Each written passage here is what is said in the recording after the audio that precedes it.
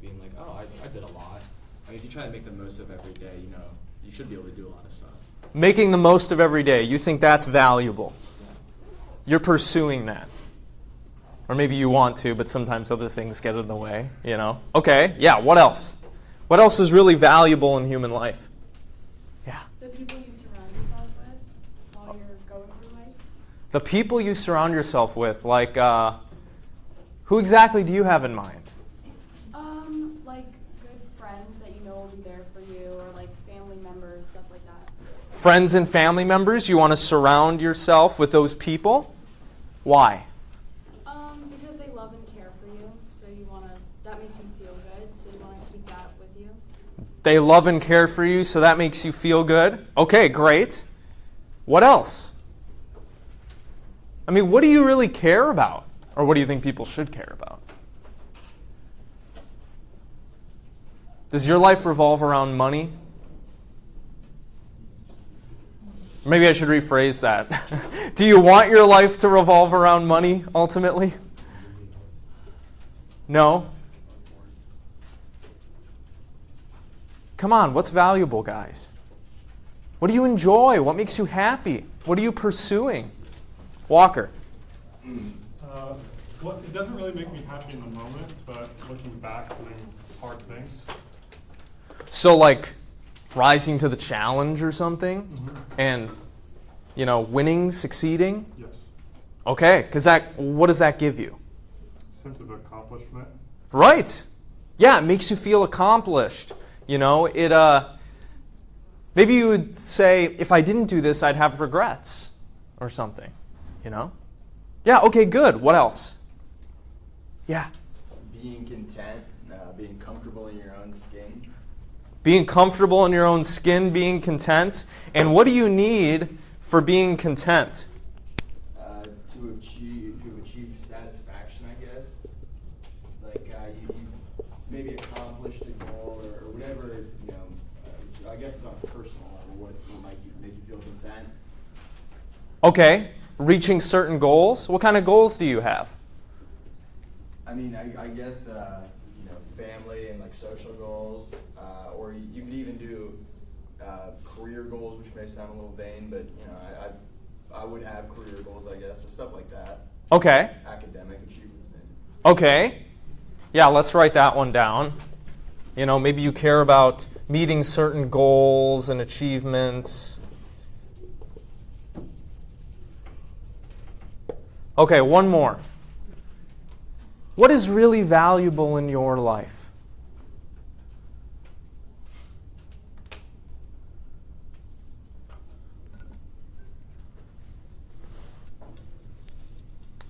I will wait. Yeah. Like peace. Peace. Okay, say more about that.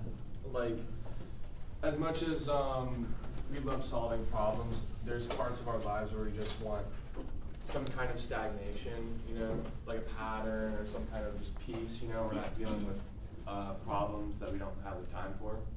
So like freedom from conflict and suffering. Yeah. Like you're just like, look, I just want to feel at rest. I want some serenity. Yeah?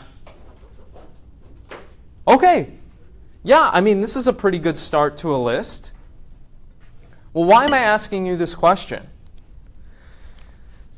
In part, it's because everything that we've been looking at this class, while it can be very useful, while you can use critical thinking and rationality and argumentation as a means to get things that you want, right? To get that good grade in class, to get the promotion at work, right? To convince someone maybe, to give you a chance or go out with you, All of that can be useful and good. But is the be-all, end-all of human life being a perfect critical thinker? Is the be-all of end-all of human life being completely rational all the time? What do you think?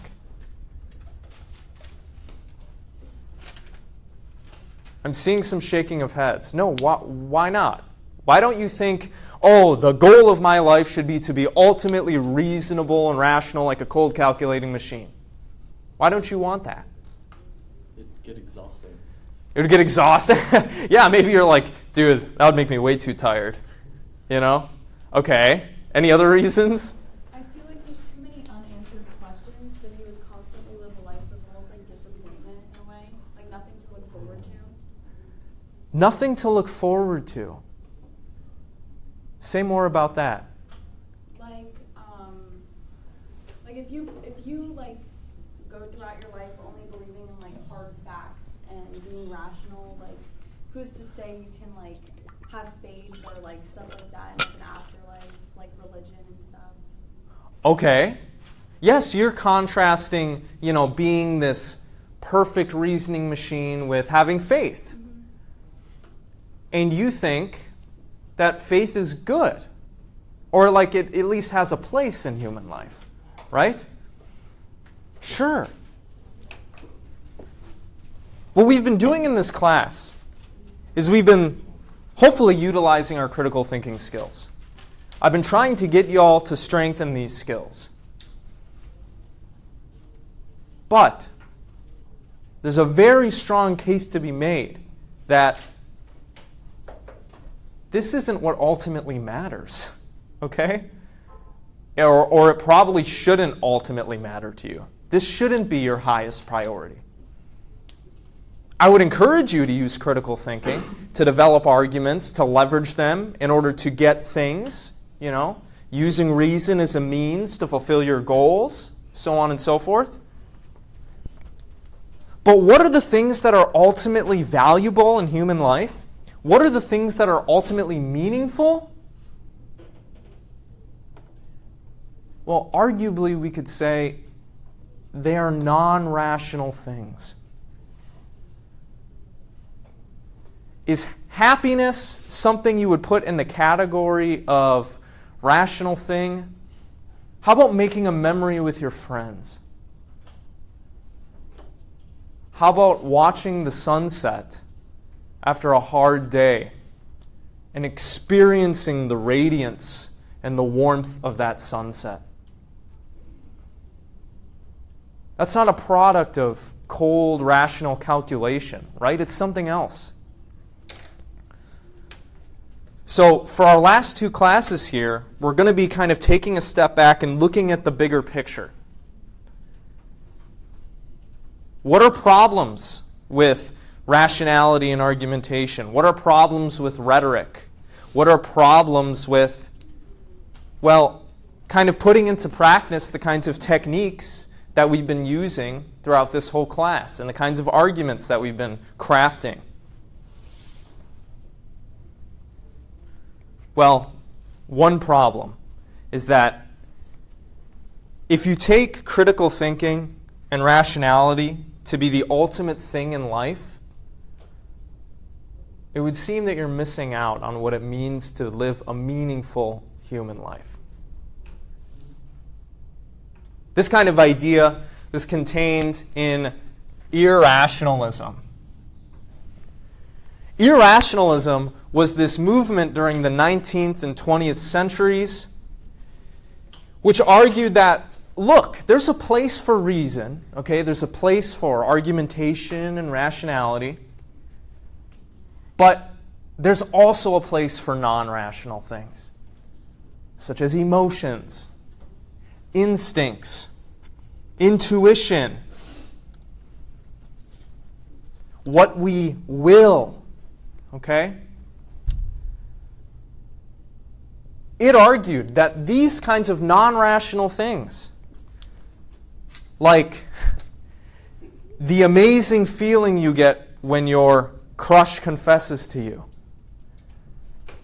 like going on a camping trip with your family, like having, say, a spiritual experience. These things are what ultimately make human life meaningful and valuable. This is what the irrationalists thought. These are the things that give life meaning.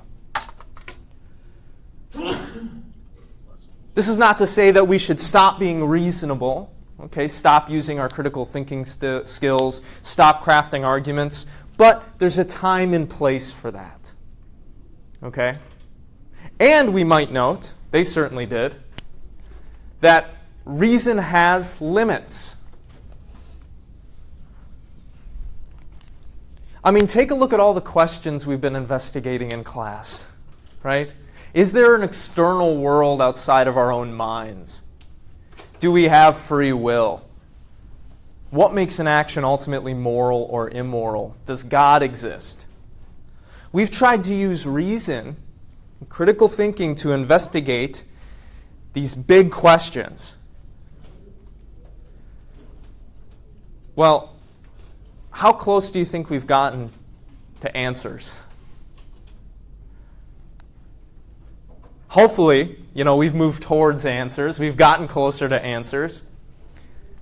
But there are just some things that reason cannot do. And you might think, if you're looking at the field of philosophy as a whole, you might say, all these people are just using their critical thinking skills to come up with puzzles that they can't even solve. As if reason, creates labyrinths that it gets lost in, preventing us from really answering these questions. So, the irrationalist thought, yes, there's a time and place for reason, rationality, critical thinking, but it should not rule human life completely. It cannot serve as our ultimate motivation or guiding principle for our lives. Reason is a means. It's a means to get the things that are actually valuable. Okay? Like memories, amazing experiences, awesome feelings, pleasure, so on and so forth. Okay? This movement was a reaction to what we might call the age of reason, in which people during this time and during the Enlightenment period thought that reason was going to allow us to usher in a golden age of humanity. If we put all of our chips on reason, it's going to get us to a perfect flourishing society. It's going to solve all these problems for us. It's going to make human life amazing. And no doubt things have gotten better since then, right? Our technology has improved. Our medicine has improved. We can create massive amounts of wealth now. But that promise, that reason would deliver us into a golden age of humanity, obviously it has not delivered, right? There are weaknesses and there are shortcomings with privileging reason, rationality above all else. Actually, these kinds of ideas can be traced back to the ancient Greeks and figures like Pindar, Pythagoras, Empedocles. They thought, for example, look, there's also a place in human life for things like faith, religion and spirituality,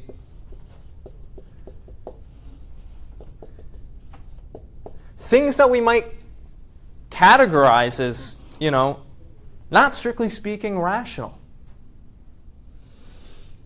Religion gives people a lot of meaning and purpose, right? Maybe an experience you had as a child provides you with a lot of meaning and purpose. But it's not the product of some rational principle that you ran in your head, right? As if you were a computer. Rather, it has to do with passion, with feeling, perhaps also with intuition and a certain kind of faith. So, as we finish up the semester here, I hope you can come to see that reason and critical thinking are great, and you should develop these skills, okay, to think through these issues, craft arguments. But obviously there's so much more to life than that. Right? There are a billion self-help quotes you could bring to provide, support for what I just said. Stop and smell the roses sometimes, YOLO. People don't say that anymore though, right? So, I'd like to just have a little discussion about this today and what you think of these views. What place you think reason and rationality should have in human life? So, what do you think? Are you resonating with what I've just laid out for you? Some of these ideas? What do you think about them? Yeah. Definitely like the idea that you don't have to just think all the time and think like a robot. I definitely like the idea of just being able to kind of just almost chill and just experience the world. Chill and experience the world, yeah. I can also do it's also your first time on Earth, so a lot of things are foreign to you until you learn about them.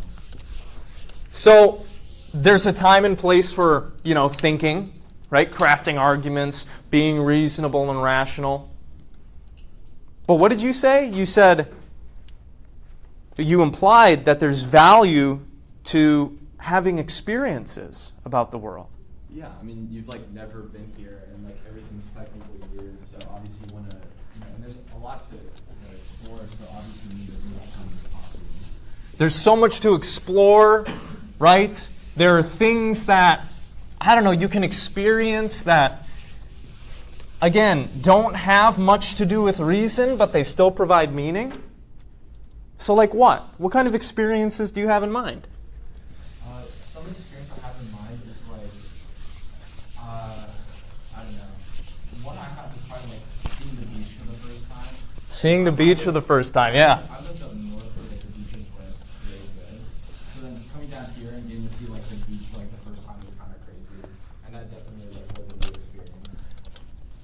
So not having known exactly what an oceanic beach was like, your experience coming down here, what did it provide you with? What feelings did you have when you went to the beach? Definitely a lot of discovery. I definitely want to know everything around there, and also just I don't know, I just want to be in the moment, not think about anything else, and just think about just trying to enjoy myself. Being in the moment, enjoying yourself, because you think that's valuable. You think that's meaningful, yeah? Yeah. Is there a reason? Is it to get something further that you seek out experiences like this? Or is it because they're just meaningful and valuable in themselves? I guess it could be a pursuit for more experiences like that, but for me personally, it's kind of just it just happened, and I got to experience it, so. And it meant something to you? Yeah. Yeah. What do the rest of y'all think? Are you vibing kind of with this? Yeah. I like seeing critical thinking as a tool more than anything, because the experiences that you get, obviously without it, that he was talking about, can help you develop your critical thinking due to having more perspective on things. Yeah. But also it's not exactly useful in all cases. Okay, critical thinking is not useful in all cases. Like what? What would it not be useful in? It wouldn't be useful, really just watching a sunset. What are you going to do there? You're watching a sunset with your friends after an awesome day. You were out having fun, whatever else, getting into trouble. And you're sitting down on a roof and you're watching a sunset. You're saying,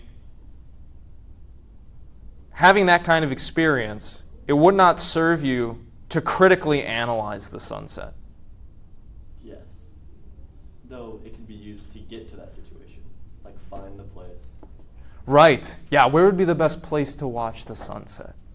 Right? And then you're thinking about it. You're like, oh yeah, that abandoned building, that we used to hang out in or whatever. But during the experience, you might say, look, critically analyzing it, being an overthinker, maybe it would detract from the experience. What do y'all think? You agree with this? Should you critically analyze every situation that you find yourself in?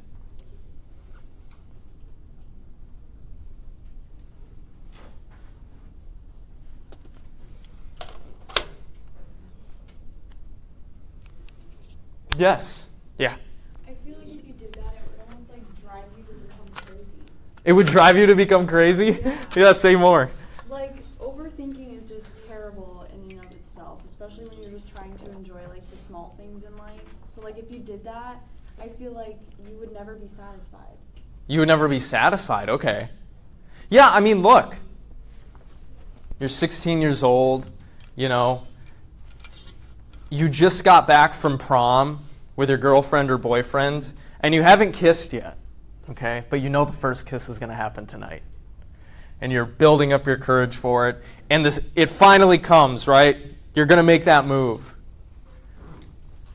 Would it add anything to your first kiss experience if you're thinking constantly the whole time, okay, I'm going to go in with this angle for this duration. I'm going to make sure my lips are this firm exactly. I have the whole, I'm thinking about it all in the moment right now. I got it. What do you think?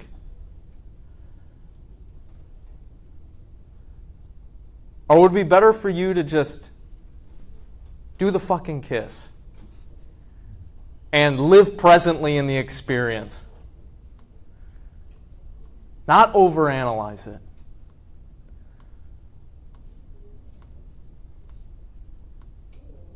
What do y'all think? Come on.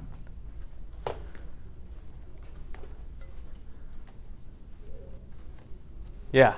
I definitely agree. Like, you kind of just have to do it. You kind of just have to do it, not think too hard, not critically analyze everything. It's like the longer you think about it, like, the worse it could end up. Like, you might make like a really like wrong mistake if you just think about it too much. Yeah, I mean, you might say in some instances, if you critically analyze the situation, it can cause you to overthink. It can cause you to have a worse experience, right? Yeah. Well, there's a coldness to calculating things. There's a coldness to calculating things. Okay, say more. Like in that example, if it's too rehearsed, it's a little awkward because there's usually there's a genuine feel to someone that you can pretty clearly separate when looking at someone. Okay. Especially if they were acting more genuine throughout the night, and then it came to this moment and they're all stiff. Right. Yeah, I mean, it might upset what you have going on, Throw a wrench in the situation in some sense. If you're like me, you might be prone to overthinking and overanalysis, okay? Again, critical thinking can be a great tool, but it depends on how you use it, right? If you allow yourself to become possessed by overanalyzing everything, you might drive yourself crazy. Does anybody else have this experience? You can overanalyze things and just stress yourself out and make yourself anxious.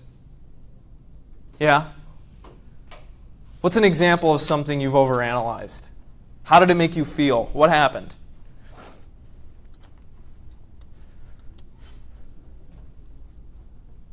Yeah.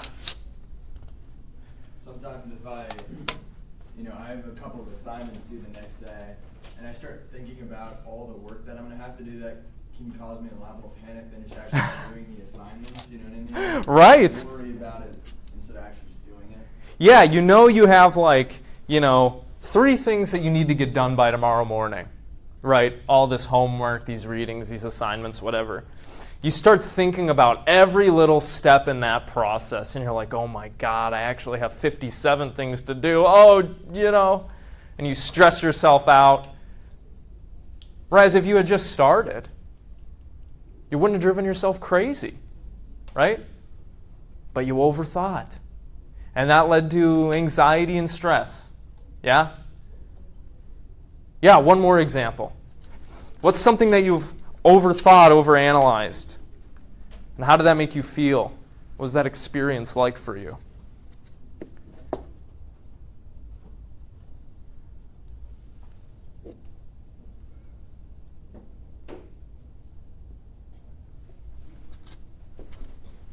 Yes. I mean, there's the overthinking of analyzing other people's actions. Oh, say more about that. Yeah. I mean, each just want to just like in relationships in general, whether that be having friendships or like romantic ones. They do something, and whether it's you don't have the perfect information of their head, so you don't know if it was like genuine, an accident, like Yeah. calculated, anything like that. Yeah. There's somebody you know at USF, say, and you think they're really cute, you want to go out with them. And you finally get up the courage to, ask them to coffee, and then you go to coffee, and you're there, you're having the conversation, and they just do this little thing, right? Or maybe they move their hair or something, or they turn away from you, and they turn back to you and they're not smiling, and you're like, oh my God, what does that mean? Do they hate me? Do they really want to be here? And the whole situation's thrown out of whack, right? Because you're overanalyzing, trying to make sense of every little thing that they're doing. The flow is gone. You're in your head now, You're worrying that every little thing that they're doing is somehow indicative that this whole thing is a failure and they don't like you and they don't want to be here, right? Have y'all ever done something like this? Overanalyzed the little thing that somebody did? Yeah. I mean, this is kind of like a universal human experience, right? And then finally, maybe, when you get up the courage to ask them about it, not only do they even really know what you're talking about, maybe, but then when they do remember, they're like, oh, I just did it. I don't know. I wasn't thinking about anything. I wasn't mad at you or whatever, And you just plunged yourself into stress and anxiety for nothing. So what's the lesson we're supposed to get from this? How about this? Critical thinking and rationality are really useful. And we should probably be using it more than we actually do. Say if we spend the majority of our times just floating through life, not thinking about anything, looking at our screen all the time. But it has limits, and it has a time and place, right?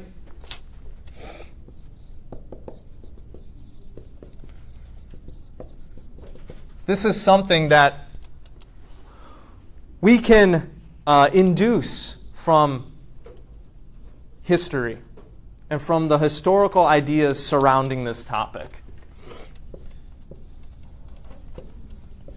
Critical thinking and rationality are really useful, but they have their place. They have their proper time and place.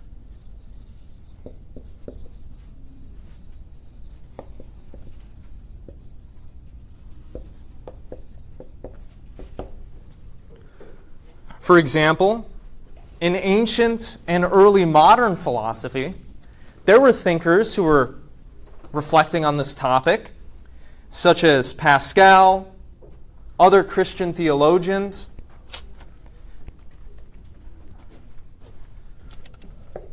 And what did they realize? Well, just this, what we've been talking about. Not only do critical thinking and reason have their limits and their time and place,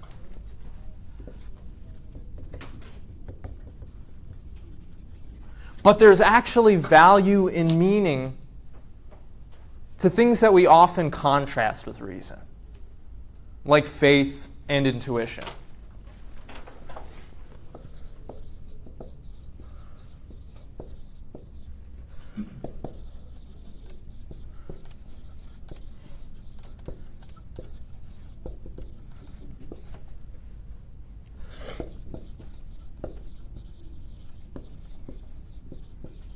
For example, you're walking down the street, and it's dark, and it's late at night, and somebody starts following you, and you just get this gut feeling that, oh, this isn't good, like I should get out of here. What should you do in that situation? Stop, eliminate all distractions, and really critically think about whether or not they're going to mug or kill you? Or do you perhaps trust your gut instinct? The intuition that you've had? I would argue there are situations in which, yeah, you should trust your gut instinct. Okay, you should trust your intuitions. And insofar as reason has limits, we might also say there is a place for faith in human life as well. Before you came to class today, did you prove, without a shadow of a doubt, using reason and rationality, that the concrete outside your home wouldn't suck you up when you stepped on it and you just plunge into the earth? If you drove here, did you prove before you got in the car, everything is working, the brake lines aren't cut, I'm not going to die on the way to school today? No, you just got in your car, right? And you turned your music on, you have your coffee. You're not thinking through all of this stuff, proving everything, right? You're going about your morning.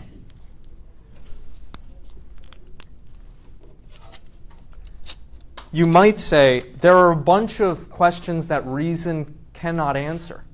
There are a bunch of things that reason cannot prove.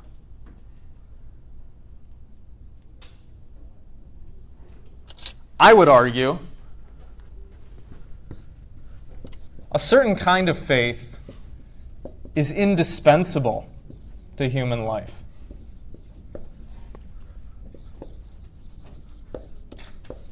You trust that your senses are working. You have faith that your senses are working.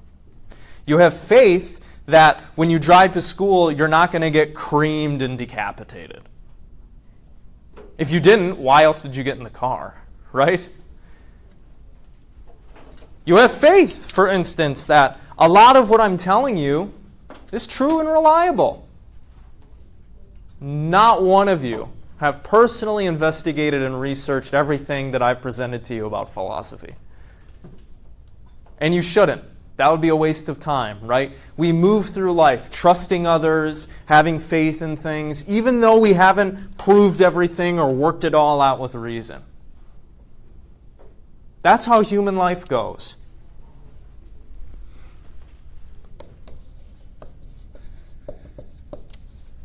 As a reaction to the age of reason, these kinds of irrationalist views, seeing value and meaning in faith and intuition, thinking that, what ultimately makes life meaningful are like our emotions and our pleasure and our happiness and our relationships. This has come to influence a lot of thinkers throughout the centuries. These ideas bled into modern philosophy, social political theory, and existentialism.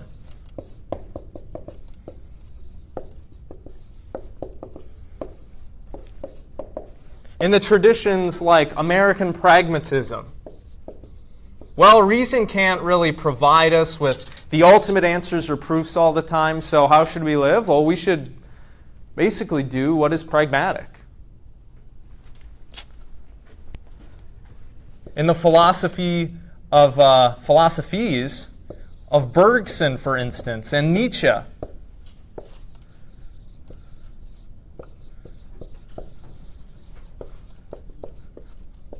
and in the other existentialists as well. For example, like Kierkegaard and Jean-Paul Sartre.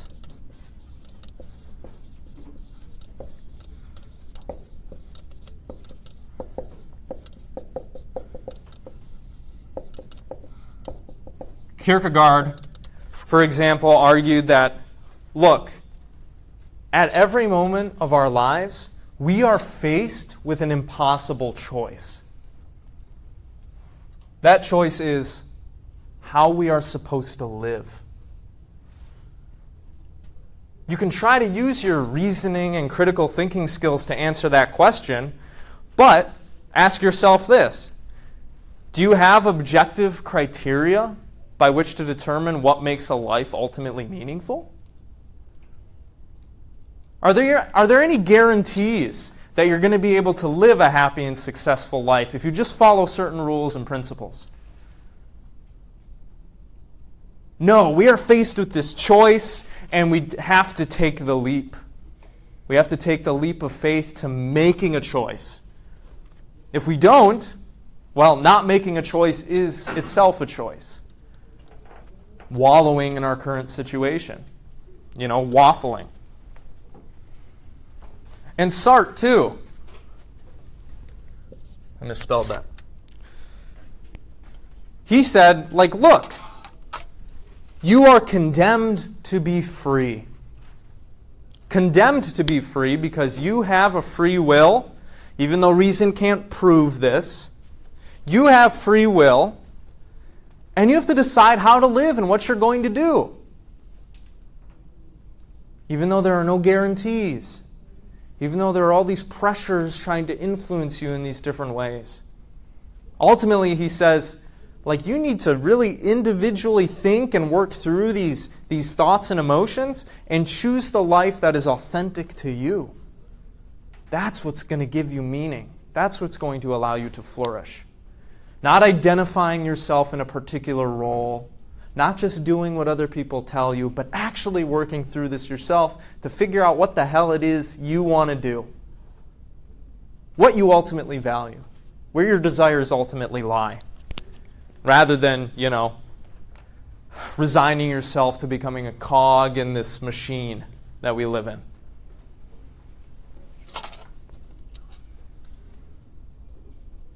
That's basically irrationalism. There's a time and place for critical thinking and reason, but we also need to realize reason has its limits. Non-rational things in human life are also meaningful. You might even think they're the most meaningful things. And so, how should we live? I guess kind of in a balanced way. Using critical thinking, argumentation, and reason to soldier on toward our goals and in these situations. But at the same time, enjoying what's going on. Living in the present. I don't know. That doesn't sound so bad to me. Okay, any thoughts on this before we move to our next topic? Questions, comments, concerns?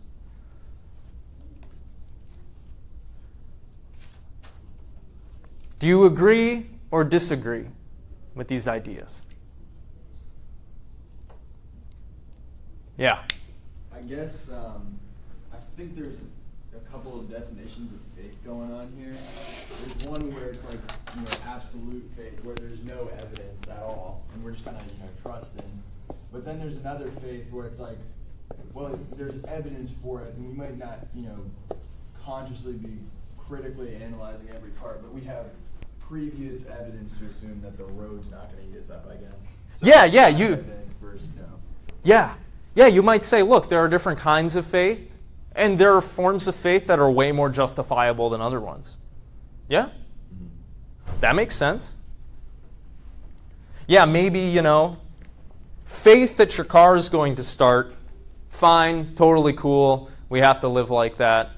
But maybe you'd want to say, look, faith in some, transcendent God, I'm just not seeing the evidence, it doesn't seem reasonable. Makes sense. Any other thoughts? Angel, yeah. I think, any time where you disregard reason, it makes you very susceptible.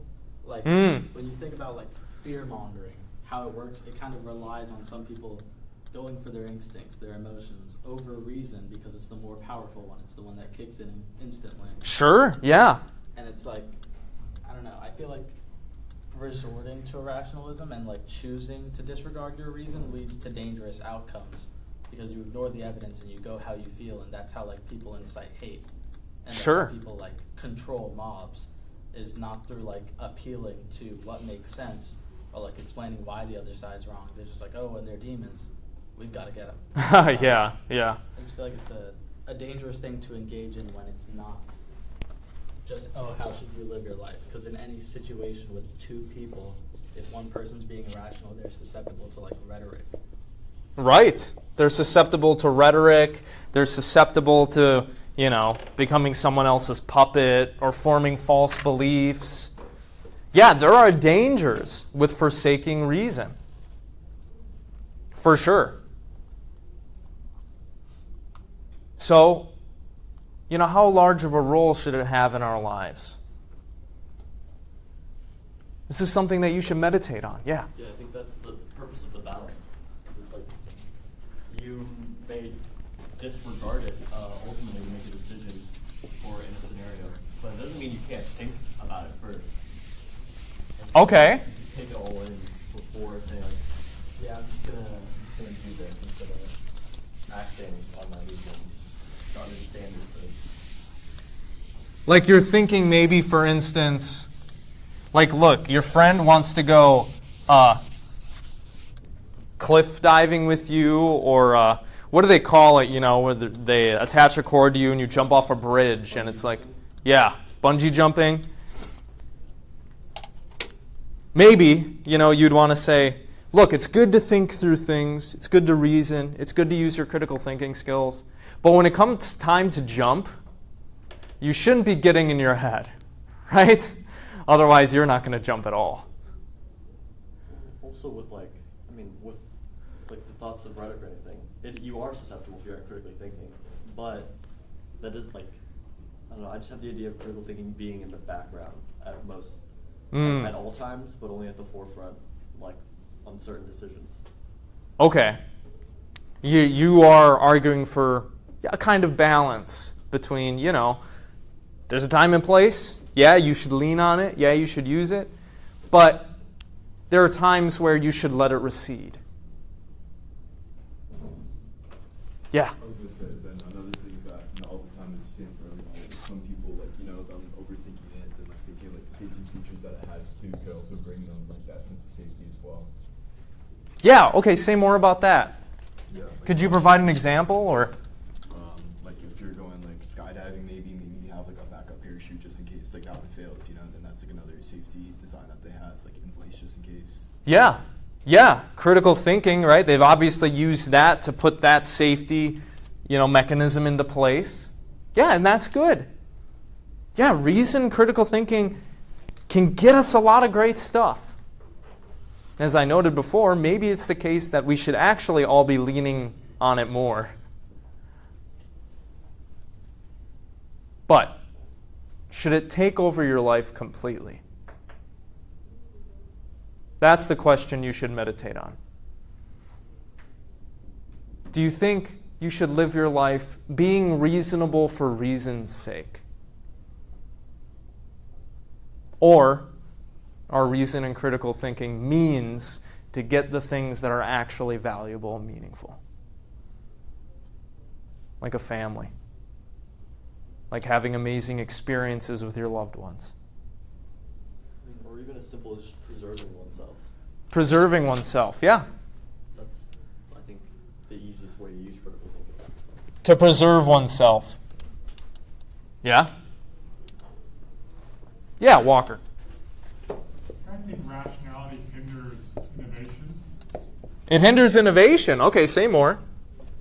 I'm not going to spend my entire life trying to create something and it eventually working, but the first 10 years of me failing over and over and over again. Rationally, I should stop. So I think in a lot of ways it hinders the ability to create innovation. Yeah, you might think, if Thomas Edison gave into, his rational side when it was telling him, look, you failed 1,900 different ways of making a light bulb. You're probably not going to figure it out. You should give up. You're saying that wouldn't have been good. Yeah. There are times where maybe we should reject what reason is telling us, or there are times maybe where we should take a leap. Yeah? That sounds reasonable. So, as we go through these last few weeks, just kind of think about these larger questions. Engage in some personal reflection. What do you ultimately want, and how are you going to get it? What kind of place should critical thinking and reason have in your life? Okay. All good on that? We're just going to talk about one more topic today. But before we do that, another little group discussion. Talk about this with those around you. What kinds of weird things do people believe? Okay, go ahead. What kinds of weird things do people believe?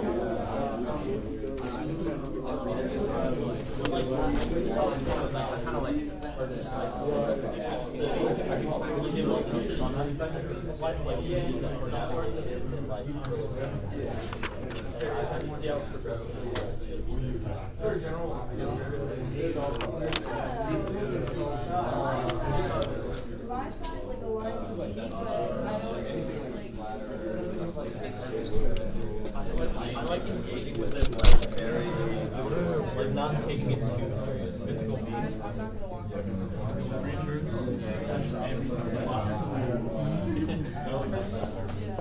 For me, it's the personality part of it.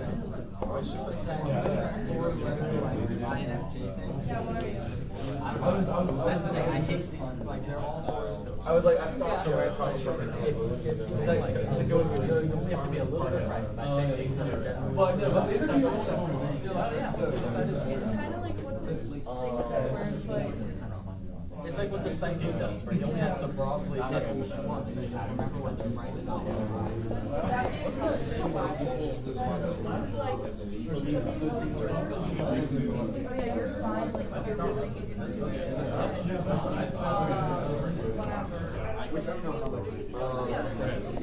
I mean, a lot of things you can try to do.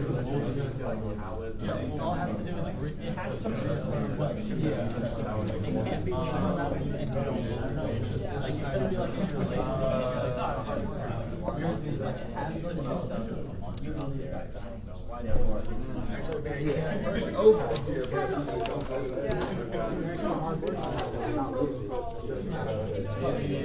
broad personality hesitance.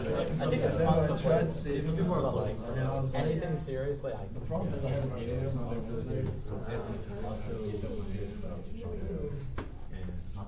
Oh, okay. What kinds of weird things do people believe? Yeah. We said like astrology, like an extreme of it, I guess. Okay, let's say extreme astrology. It's extreme. Like what does it mean? Like extreme astrology. Like we were talking about like horoscopes and different signs and how people really align with them, but then we also made the argument that like I'm a Virgo and I looked into it and they're like super organized and like I'm organized, but like any person would be like, it could be something vague. The description can be vague, and then just because you believe that you are that way, like I believe I'm organized, I'll be like, oh yeah, that's so true. Like, yeah. I'm a Virgo through and through, and I don't know. And then it also comes to a point where it's like they say different connections, like certain signs don't get along with certain signs, and then people don't want to interact with people of that sign, and I would say that's extreme. Oh, you're a Virgo. Yeah. I've never gotten along with Virgos. You know? Yeah. Oh, you're a Taurus. I don't date Tauruses. You know? Mm-hmm. Yeah, you hear this a lot, right? People think this maybe is going a little too far. I mean, like, what kind of evidence do you have, right? Really? Is your horoscope every day true?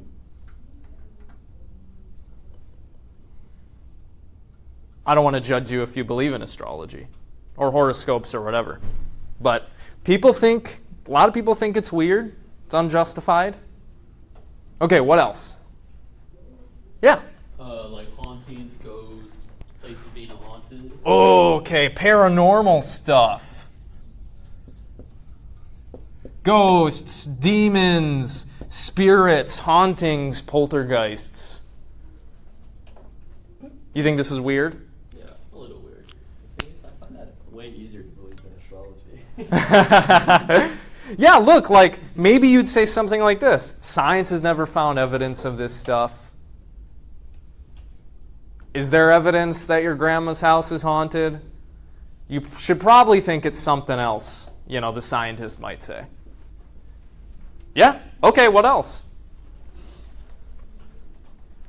Yeah? Conspiracy theories. Oh, conspiracy theories like what? There's so many. You can say flat Earth or lizard people. You name it.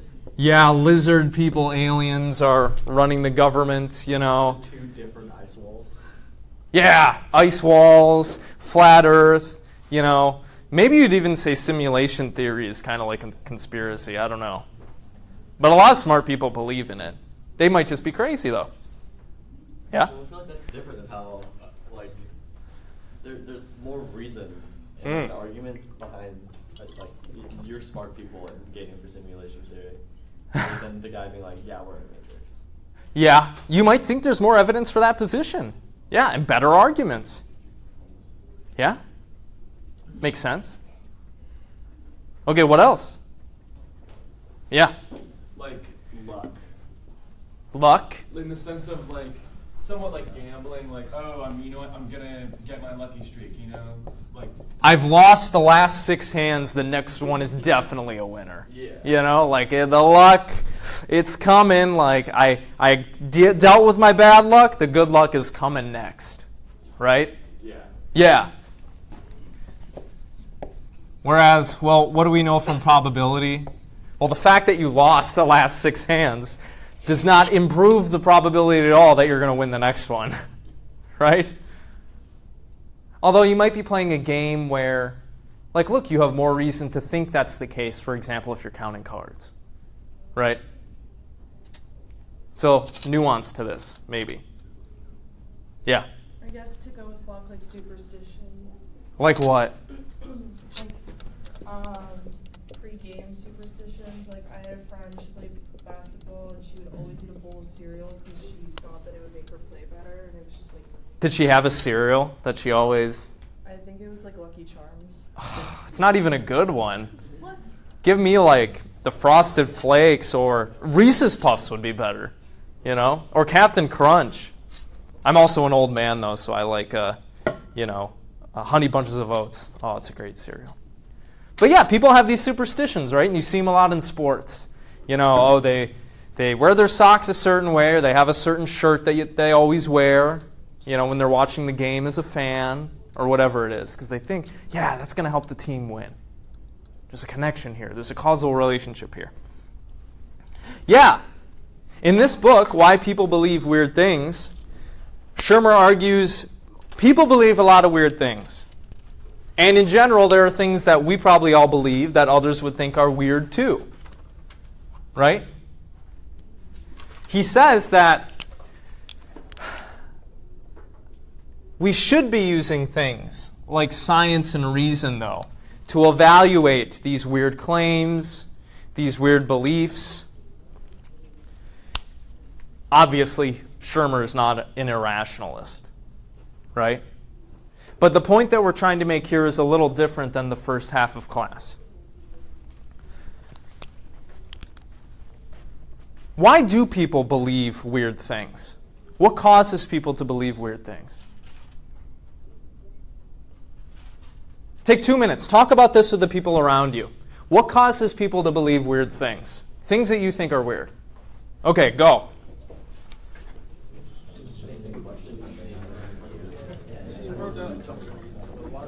All right, Noah. What causes people to believe weird things? They believe weird things to comfort themselves. Ah. And for immediate gratification, simplicity, their culture, like morality. Yeah. To be resistant to like fears, like, you know what I mean? And I put for hope. Yeah, I mean, like, look, maybe it gives you comfort to believe that, you know, your great grandmother's in heaven. Yeah. You know, even if people think there's no evidence for that. You know. Yeah. What else? Anything else? Oh, that was really it. I wrote like a sentence or two after, like for like comforting beliefs, for like religion and like miracles. Yeah. Like when some people are doing that, like, oh, I need a miracle. Like somebody you know is sick, right? Well, would you rather believe, you know, they're definitely going to die, or would you rather hope that, you know, a miracle is going to happen and they're going to be okay? Yeah. Yeah. That was a good article. I read. It was pretty cool. Good. I'm glad that you liked it. Good. Okay, what do you think? Why do people believe weird things? What causes them to believe weird things? I feel like when something has a simple explanation, Okay. it makes sense, but it's easy to understand, as opposed to having like a complex scientific explanation. Yeah. It's easier to grasp, right? And it's like it's right in front of you, you know? If it just makes sense, then all right, I'll believe it. Yeah, you might if you don't have any incentive, right, to think about it more deeply. Yeah. Yeah. Okay, good.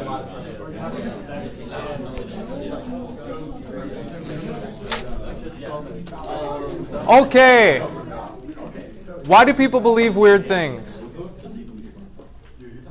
What causes people to believe weird things? Yeah. I feel like it almost gives them comfort in a way that there's a little mystery in life. You say some people believe weird things because it provides them with comfort. Can you provide an example? Like I feel like the little mystery behind everything, like, gives them comfort in that there's something else besides like the cold hard truth of life. I don't know. There's more out there. There's more out there, you know. Yeah, like, think about this, for instance. Unfortunately, all of my grandparents have passed away. I no longer have any grandparents. I haven't had any for a while. If you're a rationalist, scientific person, what would they say? They might say, well, yeah, they're gone for forever. That's life. That's life. You know, yeah, we just decay into nothingness. But maybe you want to believe, no, they are somewhere else, you know, in heaven, for example. That provides me comfort to think that and believe that, right? Yeah. What were you going to say? I was gonna say, like, the believe weird things because he was saying, like, the simplicity is easier to believe than the whole nuance. Explanations are simple and easy to grasp, don't require much thought. Because if it's just if there's more moving parts, there's more things to take a problem with. Right. Yeah, I mean, look, we take a lot of things for granted in our lives. And if you have a friend or a family member that gives you an explanation for something, and it's rather simple and you don't have any reason to think they're lying, you're just going to trust them, right? You're not going to think about it too hard, right? Most times this doesn't get us into any trouble. But if we were doing our due diligence, The very rationalistic person might say, I mean, have you thought about this at all? I mean, did you think about this? Or maybe that could be the case. Why aren't you using your critical thinking, right? Yeah, okay. Why else do people believe weird things? Sawyer. Causation versus correlation. Like things happen consistently, and so you think that they're related instead of them not. An example of that would be paranormal, in which, oh hey, this magic machine sensor goes off every time I go into this room. There must be a ghost in here. Rather, it's just a little bit colder in the room, and it sets it off. Right. If you've had a ton of experiences where when thing A popped up, thing B happened, they're correlated. Yeah, that's probably going to cause you in the future also to think, if you ever encounter thing A again, thing B is going to happen. Even if thing A doesn't cause thing B, right? Our experiences, noticing these patterns in our lives in tandem with things being correlated, yeah, that's going to cause us to lean in a certain direction. Good. What else? Yeah. Fear of the unknown. Say more about that. Just kind of, I guess it might be easier for some people to believe something outlandish rather than just there not being anything or just like something that they can't fathom. Yeah. How many things in your life have you come to believe because the flip side was too scary to think about or consider? Yeah. Well, to go with fear of the unknown, it could also be like they believe weird things because they don't like how something turned out. So it must be like lizard people together. Okay. Yeah, dissatisfaction with the state of things. Yeah?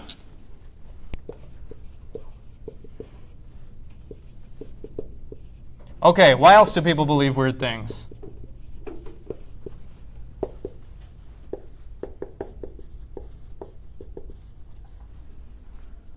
Do you have any friends that believe weird things? I do. They'd say that about me too. Yeah, Gunnar believes some weird shit. What often causes people to form their beliefs about things? What are we doing right now? What is this institution?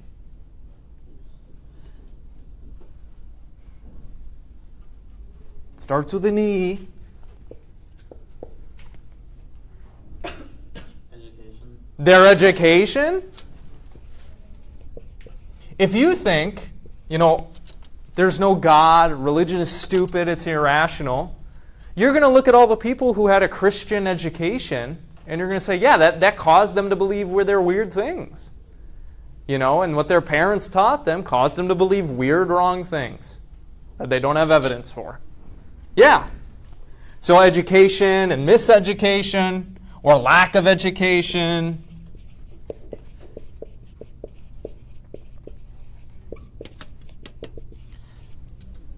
You might think people believe weird things because of poor parenting,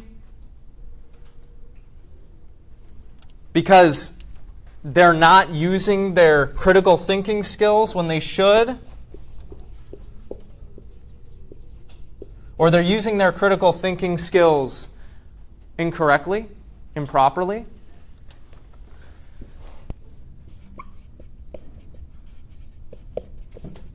We'll write critical thinking badly, or a lack of it.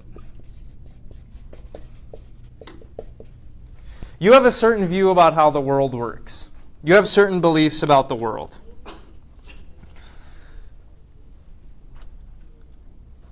You see the world through a particular lens. Our lenses don't all match up. So, of course, we're going to think people other than us believe some weird things for various reasons. But what is the general point here? Well,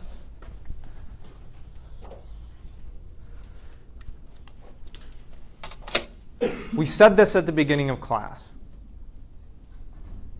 human beings have this thing called reason, but there's another side to us as well. We are also emotional creatures. We have feelings, we have emotions, we have passions.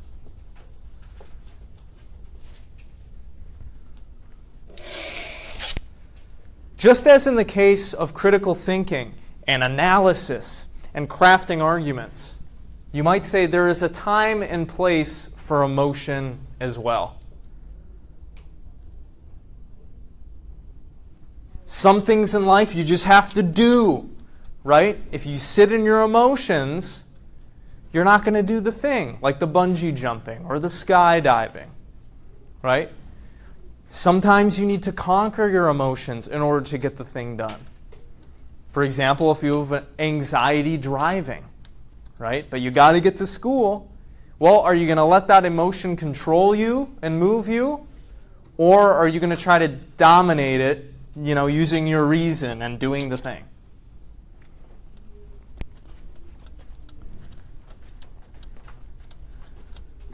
Listening to your emotions all the time can lead you into trouble. If this rules your life all the time, you're going to get into some sticky situations, right? You might also say, leaning on reason the whole time and analyzing things the whole time, that will also lead you into sticky situations. So, the lesson of today is this. Maybe we should seek to live a life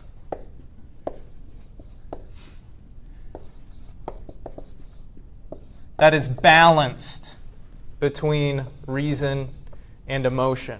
That is balanced between rationality and irrationality. Again, there's a time and place for analysis, reason, critical thought, argumentation, making your case. But there's also a time and place for processing your emotions, listening to them, allowing them to inform the action that you're going to make, right? Every situation is different, so I can't provide you with a general principle or rule to tell you when you should be listening to your emotions and when you should be listening to reason. That's something you're going to have to figure out, something you're going to have to work through. But insofar as there are limits to both of these things and over-reliance on them can lead to bad consequences, you should think about this. You should reflect on when you should lean into and listen to emotion in your life, when you should lean into and listen to reason. From where I'm standing, it doesn't seem like completely prioritizing one your whole life is going to make you happy. Seems like you need both. Okay, thoughts, concerns, questions?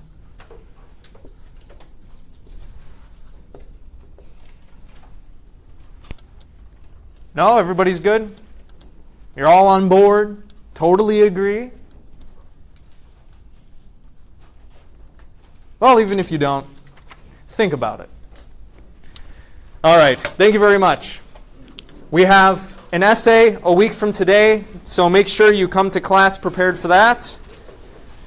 And I wish you all a very healthy, lovely weekend. All right.